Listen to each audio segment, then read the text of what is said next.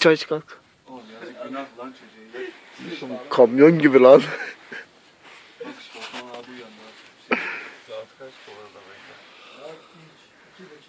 böyle? Eren hadi kalk çay iç. Var da abi. Hadi kalk kahvaltıya kalk. Eren. Hadi. Faruk. Faruk. Kalk vallahi aşağı atarım bak. Kalk bayram aç hoş geldin lan kalk lan. Oğlum kamyon gibi adam lan. Oğlum adamlar uyandı. Yapacak şeye bak. Para verdim.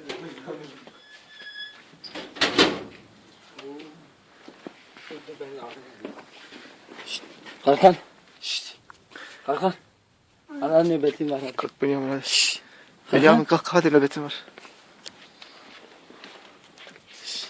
Kalk lan. Tamam. Namına koyayım. Hadi kalk. Kalk lan. Ulan kırpı. Ulan kırpı. Kalk lan.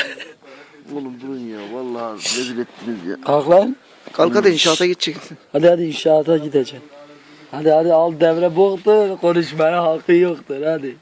Kalk lan. Şşş. Hadi yaz zıbar. Seviye kaldırak. Yok lan o hemen kalkar giyinir lan. Hadi kalk giyin Sevi. Hadi.